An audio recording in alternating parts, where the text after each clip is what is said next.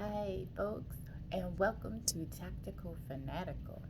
Today, I would like to answer some questions that nobody asked me, but if I was in the market looking, and I actually kind of am because I am a breeder, I want nice variety in my stock. But if I was one of you possibly considering getting a puppy from Tactical Fanatical, I thought about the questions that I would want answered. Hey, Nico, cool it. The questions that I would want answered. So, first question, why are you weird? Why should I get a puppy from you? You're actually kind of strange, right? Who am I? I am a normal mom. I'm a single mom with this business, this breeding business. I'm also an artist, so that it kind of explains the weird part. So, what you're seeing is the beginning of hopefully a thriving and successful business that will last for many years of my life. I always courted the and flirted with the idea of breeding dogs, but now I became very serious about it because I thought to myself, the level of responsibility and hard work that it takes to breed dogs. And so I was not ready, but I feel ready now. So that's why I'm doing it. But you're seeing a combination of the beginning stages of something that hopefully is going to grow. Um, Lack of funds, but a lot of imagination. If I were to be candid and raw with you, you're saying, um, I big ideas in a small space. So I hope that's not too jarring for you. I also want to offer you this. You may not understand nor appreciate, maybe some of you do, my artistry, okay? But you get as much from Tactical Fanatical as you choose to get. I also plan on, if you subscribe to Tactical Fanatical emails, not sending out any more than one email a month because I'm currently subscribed to some things and I'm constantly getting, not necessarily constantly, but too often I'm getting, some places I'm getting an email every day, and that's really just not necessary unless I'm hardcore into that. I feel like subscriptions should be a condensed version of everything that you have to offer, and you only need to do that once per month.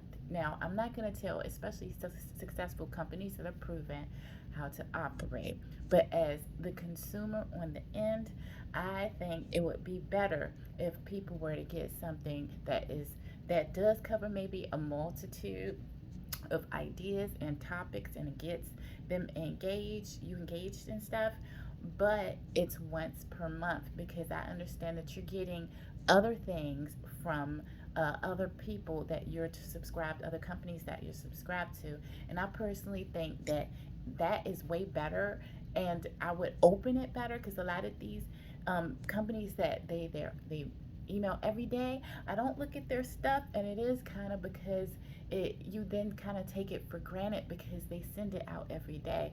I will be sending it out possibly once a month, okay? So that's who I am, and hopefully it's not jarring. Like I said, you don't have to participate or appreciate the artistry, and if you do, that is awesome. That I love art, that's why I do it. But it is a part of the brand, and like I said, you can watch it and appreciate it, like it, etc.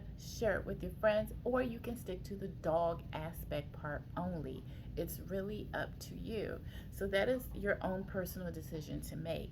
But I wanted to cover that because I know that's what some of you are thinking. Right. So, what is my operation? Am I a puppy mill? All right, so like I said, I'm a single mom breeder. My dogs are pets, right? We also have a cat currently. Um, but that being said, sometimes I will transition dogs in our program because it is a business and a program. But sometimes I'll transfer them out depending upon our needs and my vision and depending upon what they need currently. For example, the mother dam, I'm getting a little ahead of myself, she may transition out, but I've also been flirting with the idea of natural petting and giving her a natural life, the type of life she would have if she was out in the wild. Now, she is domesticated. I know she's not a wolf, but the type of life she would have if she was an alpha wolf out in the wild, a pure life, a peaceful life, a life that is real, authentic, and free of people making every single decision in regards to her vetting and stuff like that. Being possibly vetted as needed, but if it's not needed, it's not needed. If she conceives, she conceives. If she doesn't, she doesn't. How long she does, right? This is extremely controversial. I hope and pray for your understanding. But before you jump the gun, folks, I really want to express to you that my dogs seem very happy. Okay, so before you want to fight for an ideology, right? And this is kind of like an experiment, but who better to do an experiment than someone who's willing to undertake the responsibilities of a breeder? So, in this experiment, I want to kind of see what would make the dogs, honestly, the most natural and the most happy. And I think letting them just live out their lives peacefully, naturally, as they would, with very little interference, and letting them deal with their puppies, etc., etc. I think that might make them be the best life for them, even though it goes against what is known to be the right way and the wrong way in dog fancy. So currently I have one male and one female, okay? Um, Pegasus Promenade for in the future. Now, Pegasus, my female, will not be confirmed to be pregnant. That also will be natural. If you go back and have a flashback to the olden days, like maybe 60, 100 years ago, right? I'm kind of doing it the way that they would. If the animal is pregnant, if this beast is pregnant, she will have babies, okay? If she's not pregnant, that will be heartbreaking. There will be no babies. So that kind of will be the tell, if you will. So that litter is called Pegasus Promenade, okay? And hopefully they will come to pass. They are hopefully in her belly right now. That is certainly my hope and my dream, right?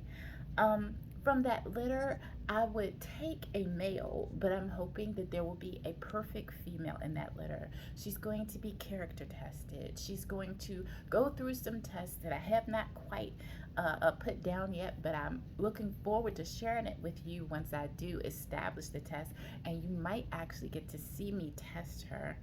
And if there are no girls, or if the girls just don't measure up, then maybe we will select a boy. This animal is not necessarily for breeding.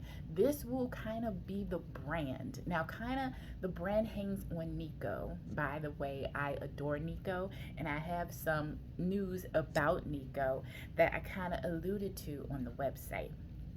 But I offered Nikos to some of you guys, and I have some thoughts in regards to that to follow up. That's why I said I encourage you, if you are so inclined, to follow me and not constantly, but as you have the time, check my social media, check my website, because you'll then know exactly what I'm thinking. And if you need more context, more clarity, or you just maybe even want to persuade me about something, then you can call me or text me or shoot me an email. So, from this litter, this puppy that is chosen will be the one that I train in a more advanced manner, okay? If it's a male, I will probably use it as a stud, depending upon the makeup and the structure of the puppy. If it is a female, she will probably never be bred. Now, we know I don't like my animals to suffer, right? I will transition an animal out or transition an animal in if I feel it's better for that animal and everybody else. However, if the female does not suffer from not being able to breed, because some females have to be a mother, I believe, just like some women have to be a mother. And I would hate to have a female that really wants to nest and just doom her to a life where she cannot mother. I don't think that that is necessarily right. So, My plan for this female is to train her extensively and to show you how beautifully she becomes as a very refined dog, as a perfect family pet, right? Um, but we'll see how that goes. Okay, so also in regards to am I puppy male? These are my pets. Okay, the male is currently laying at my feet right now next to my bed.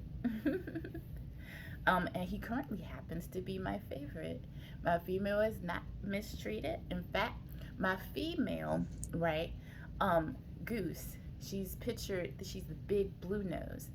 My female was I realized that I was going to mate my female, I changed her diet from $10 kibble to blue diamond kibble, and I might even order some Victor for my dogs.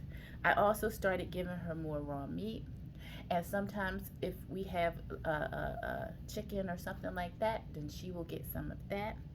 And also, depending upon how she looks, and you'll see my dogs often, she looks better pregnant, or possibly pregnant, because I will admit I don't know. But if she is pregnant, she looks better now than she did before. That's how well she's being taken care of. So, like I said, before you fight an ideology, think about this. Are the dogs happy? Okay. Sometimes she will be so happy. She does this rarely, but sometimes she does it, and it's adorable. When she is truly exhilarated and just happy, she will roll around on her back and just make this most adorable sound, as if she's playing. And she'll do that in the house, and it's quite adorable. And that's when I know that she's not only happy, but she's very happy. So that's all I can offer you is the results. My dogs seem to be quite content. And I feel as though if I were to change the way I was dealing with them, it might be a proper protocol according to what is known, but it would make them less happy. And I feel that goes against the heart. That would go against the heart of what many of you would say you want, which is the animal to ultimately be happy, right? Okay. So, and you're welcome. Actually, you can schedule a meet, and you can meet my dogs. Now, I did say on the website I am a single mama, and I do like privacy in my residence. So, you could still schedule a meet if you would like, and meet my dogs. And matter of fact, I would love. I'm a dog fancy person. I'm real, so I would love for you to meet my dogs, and you can see for yourself how they look and if they are happy, right?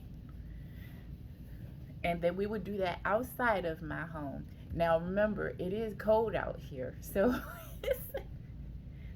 so you got to figure the practicality of it, right? But yeah. So join as the chooses. So how did the mating process go? And I know that's getting intimately into the program, but I want to be very transparent. Now, I'm not perfect, I never will be, but the mating process went smoothly. I took a lot of the contemporary advice, and I found it in my situation to not be necessary. I assumed that my female might be aggressive during the mating process, so I needed to put a handle on her. That was not necessary. I assumed that my male wouldn't know how to court the female, and that, and that was not true. In fact, there was a time where, and this is a little bit graphic, but I wanted to guide him because they seemed to not know what to do, and I wanted to guide his member. And if you know what that is, if you're an adult, you know what that is, to the female. I'm listening to the instructions of people who have way more experience and contemporary knowledge. Once I left the room, no joke, folks, once I let them be natural and I left the room, this is what happened. This is what took place between the male and the female. This is how good God is and how God knows what he's doing, okay?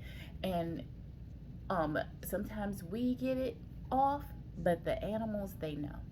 So I left the room and gave them some privacy. The male played with the female, and they had like this adorable, cute kind of courtship. And then finally, he went ahead and he mounted the female. Not only did he do that, but he did it successfully. Then they went and brought it to completion. And I realized, and by the way, the male was like, when I did that, the male was like, this is not natural. That's inappropriate. And then he moved away. He did everything he was supposed to do naturally, right? So once I left the room, because I figured maybe I'm on team too much, maybe I'm just doing too much. I left the room to give them some privacy. And I kind of need to regroup too, because I thought that this is getting kind of ridiculous. Wouldn't animals not exist if they didn't know how to mate, right? So I just took it on there, right? Just common sense. And they go through this courtship, and then they complete the mating process without a hitch. No human intervention necessary, right? And so then I just started to let it be like that. Sometimes the male would come to the female so that you can know exactly what's going on and how these puppies came to be, and so that you don't have to feel bad about where your puppy came from or how your puppy was conceived. Now, she had a very weird, that's another reason why I'm concerned, but I honestly believe in my heart that she is pregnant. I believe that God is going to show that sometimes things are not the way you think that they would be, but they still work. And I think that's what's going to happen here. Now, if she's not, we'll all mourn Pegasus Promenade together, okay? But she had a very weird cycle. She had a very weird heat where she went in heat for a long time, at least 20 days. And then finally she presented herself to the male. And every day I would hope and I would bring them together, hoping that they would join. And when the female decided that she did not want to, I separated the two. Okay, so the female was not held down. She was not tied up. She was not beaten. She was not forced. And I'm not going, especially being a nobody rookie trying to get into the game, I'm not going to comment on what other breeders may do. But our female finally one night, and this made me so happy, after many days of heat, frankly, she finally started pacing. And my gut instinct told me she's ready. But I tested it because my females will never be forced or coerced into mating. So I brought the two together to see if they would go through their courtship. And sure enough, the male played with the female, and the female presented herself. The male was still hesitant because he knew naturally that he was supposed to go through a courtship. And that is, over time I learned that I needed to back off and do less intervention and allow the animals to be natural and do this on their own.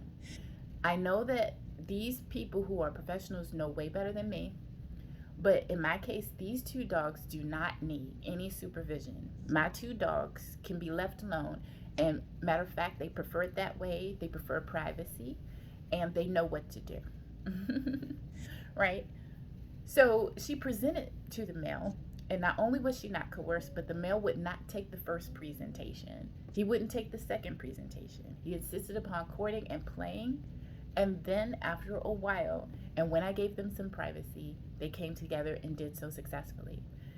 They also did that 5 times. There was no 6th time, even though I brought them together, because the female went out of that phase and she decided no more. And we honored that. So if you get a puppy from us, it was born peacefully. It was born naturally. The mother and the father are best buddies. They know each other. They like each other.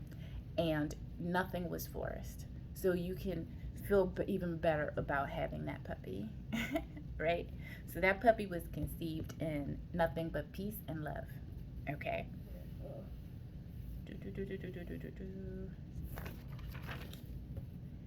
Can I bring a puppy back if I don't like it or something takes place? Okay. I'm not doing this business presumptuously. I don't know. I would love to be so big that people send me gifts for my dogs, and people that you send me gifts for my dogs, that you pay thousands of dollars for a puppy, right? Or maybe even consultations, which I think that's a bit much because I'm just starting, right? Um, but I don't do this business. I'm not here doing it presumptuously. I do it because I'm entering into it because I love dogs, because I love art, right? I love tactical, right? And I don't know how successful it will be. Currently, at this time, it would not be feasible for different reasons to bring in a puppy that was sold or a dog that was sold um, back to our program.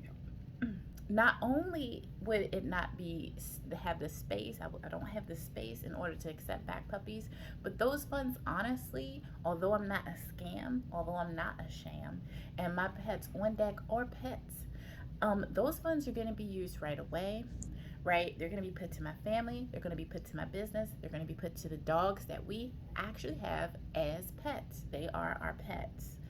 Also, with possibly newborn litters, pregnant females, and a little puppy that I will be retaining, and possibly another little puppy for genetic diversity. We don't want to take a baby back after it has gone off site and we have no idea. Wait, baby. We don't have any idea what it has been exposed to, you know? So it would not be smart.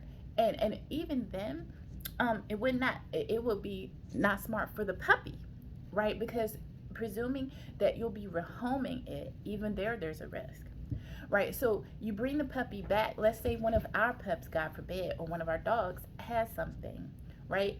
Then you take a perfectly healthy puppy and you put it back into a place where we are dealing with a situation where we're getting a handle on it, but then that puppy gets sick. But most likely, since it's one puppy, and presumably I'm trying to do this professionally, so I'm gonna monitor my dogs very closely, right? More than likely, that puppy would come back and have something we don't know about, even if it doesn't present any symptoms. And we have no idea where it's been. We have no idea you took it. We just wouldn't. And even if we, and I'm trying to do that minimally, right? Because my current goose hates it, right? But we wouldn't know what to tell the vet because we have no idea where you took the puppy, what your living situation is. What it could become a mess. So it's smart to not let animals that have been let go come back. When we have no, history, and no, we can't trace. I don't have the ability or the time to trace. Even if you were able to give me all that information, I wouldn't have the time to verify or trace it back to know what to even tell the vet, So rather than run that risk financially, etc., it'd be much smarter to just encourage you that this is your bundle, and it is no scam. You have this little baby, you have this little puppy, and you can decide to give it to a friend. You can decide to sell it. You can decide to give it as a gift, right?